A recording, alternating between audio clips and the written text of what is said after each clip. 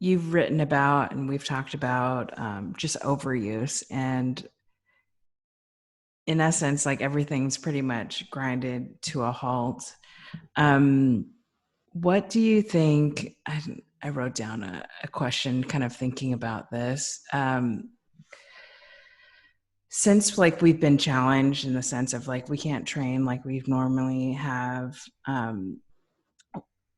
what would you suggest athletes either reflect on as one piece, and then two, kind of maybe something new that they could try that they may have not have thought about that could Mm-hmm. potentially help them through this process? Mm-hmm. That's a really great question. I was actually, I've been thinking about that uh, because, um, it kind of makes me reflect that, like, I think my best training and development over the course of my teens and 20s came when I was training alone, like throwing against a tennis court wall in my community or running sprints up the hill or doing work in the mirror, you know? So, I would say that um, if that's not been your training style to this point, like get really curious about what training on your own could do for your game. Mm-hmm. So much of the homework that I give kids when I was coaching more regularly was like, I want you to go home and practice your arm circle or like your finger ball release on your rise ball in the mirror, like train your body what your brain is trying to tell it to do. And I think those are the opportunities that I would want to see athletes take advantage of now, is like getting really curious about how can I understand, what I'm trying to do with my swing or my throw or my pitch a bit better on my own. Mm-hmm. So the kids, the kids that really embrace that, coaches, athletes, physicians, that really embrace that concept of like, what can I, like, consciously, I'm going to try and figure something out about myself that I didn't really understand before. That athlete's going to come back like way ahead of somebody that's just like, I'm doing my program every day, Yeah, done that I'm putting in before. the work, Mm-hmm. so now's the time to get in front of a mirror, get your now that you stay at home orders are lifted in your state, like go to a tennis court, pitch against the tennis court, recruit your family member. I'm seeing lots of stuff on Twitter where people are Mm-hmm. doing some really great stuff at home. And I think those are going to be the athletes that come out of this better, not the ones Mm-hmm. that are just kind of like going through the motions. Yeah. So some, sorry, yeah. So I for was just this thinking, thinking about just being more conscious and intentional about what you're doing. mm-hmm. Um, that's kind of what I took away from what you just said. Yeah, I think the kids that I see improve, even when we had like one-on-one practice time, were the ones that really bought into them being their own best pitching coach, right? Like I'm just providing them ideas to add to their toolkit.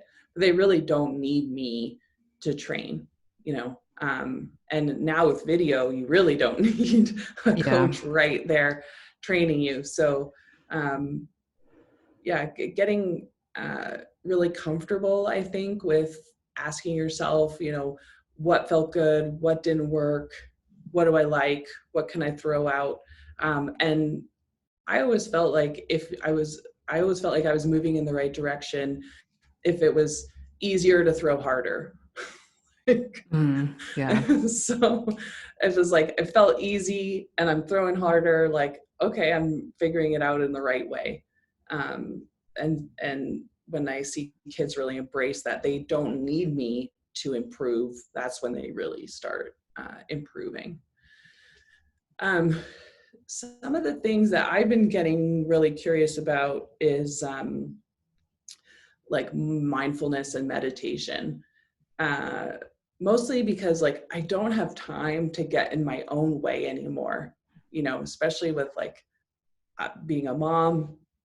All the moms know out there know that like your day goes from being super productive to like you got an hour to yourself, maybe, you Mm-hmm. know, during a nap. So like if my day's not going well or someone like really makes me mad, I just don't have time to like sit there and have a pity party like I did before having kids. And so I've gotten really curious about like what is my thought pattern that kind of triggers me to be like, I'm going to procrastinate on my phone, or I'm going to like, you know, give up for the day essentially.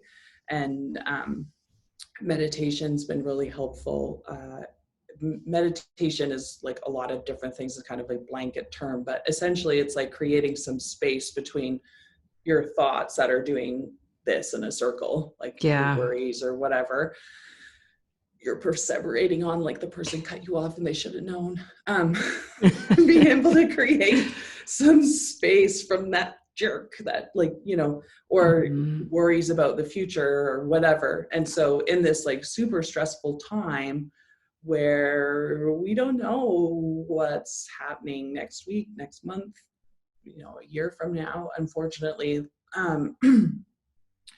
you know, and many folks are going through really tough times. Like now's the time to get curious around like how can I mm, cut out all the BS that's happening that can be a distraction and really focus on the task in front of me, because I just don't have time to feel like exhausted and not good enough anymore, you know, because Yeah. I got things I need to do. Mm-hmm. And I found that really powerful. There's lots of tools online. There's a few apps I've tried kind of over the years. Right now I'm using one called Bright Mind, and there's also Buddhify, the Calm app. And there's lots of science behind meditation and just having a bit more control over the, you know, Yeah. worries that circle Meditation around. is hard. Oh, so hard. It's so hard. So hard. Um, I try in the morning, every morning, um, and just to quiet the mind for 10 minutes Mm-hmm. is, I don't, why does that feel like a lifetime sometimes? But I will say that through the practice of just being still and, you know, in my body, that like I'm able to receive more just creatively, Mm-hmm. energy wise, in that regard, as much as like I hate sitting there and it's just like your mind is like, you know, it's Mm-hmm. pinballing around and it's a pinball of Mm-hmm. thoughts really. Um, but it is like needed more now than ever, because Mm-hmm. the world, the universe is like forcing us to say, hey, stop doing, stop Mm-hmm. thinking, just be Mm-hmm. here with me just for a little while. Totally. Totally. Well, and like, I think even like be with your true self, you know, Mm-hmm. like those worries, that chatter, like isn't often you, right? There's like a tension between what the chatter's saying and what you're trying to manifest. Yeah. So, and that tension can create anxiety, it can create like low mood, it can create bad habits, you know. So um, we all, when we get uncomfortable, do those things, do Right. comforting things. Mm-hmm. And one of the ways we kind of comfort ourselves is allowing ourselves to kind of get lost in that pinball, Mm-hmm. because it's comfortable. So really meditation is the practice, as you say, of detaching yourself from pinballing around and feeling a bit out of control emotionally and mentally. But dang, it is hard. It's so hard. So The more hard. stress you have, the harder it is. So it's not like you should just like go sit and meditate and it's like Yeah, I a know. joyful time. It's tough. It's tough. It's harder than practice, I think. I know. It's like when you really sit there and can you meditate and not have like thoughts like float around and just be in your body? It's harder than people think. Go try it. Mm-hmm. Yeah, go try it for sure. Try See it. what pops up in your brain. For And you're sure, like, try it. yeah, it's a challenging act. Well, you have something to say? Yeah, I was also going to add that in my practice, I'm seeing a ton of people coming in like pre-COVID, and I'm sure post-COVID, coming in who are improving their biomechanics, but their biomechanics aren't supported by their like basic body strength. Like they can't do a side plank for 20 seconds, for example. Yeah. Mm-hmm. So, if people are looking to improve their game, I would say like plank it out, So, plank, side plank, Mm-hmm. plank variations, like you can't get enough plank right now. Yeah. So I don't think you need to go like crazy and get a whole home gym. Like I would love for people just to be able, when I screen them in my office and their arm is sore, for them to be able to do like plank, one leg squats and like a reasonable kind of one leg jump and control their knee. Like, I think we've gotten so focused on skill acquisition that we've forgotten that skill acquisition can really only happen on the base of like physical literacy, to throw out the long-term development, long-term athlete development model terms. Like now, if your physical literacy rate is low, now's the time to focus on improving that.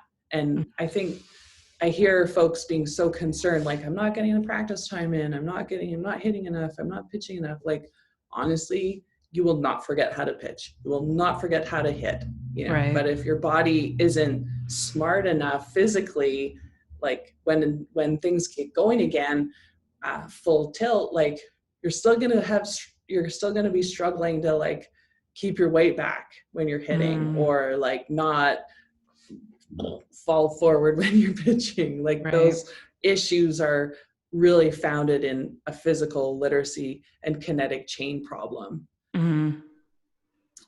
That I think we probably don't have a lot of time to talk about today, but that's really I think where I'd love to see remote coaches and coaches like focusing a lot more on. And I know there's people doing really great work, but if you're someone who's really distracted with like, I'm not pitching enough, or my kid's not throwing enough, or we're going to be so far behind skill wise, like you will not forget how to pitch, run, throw, hit.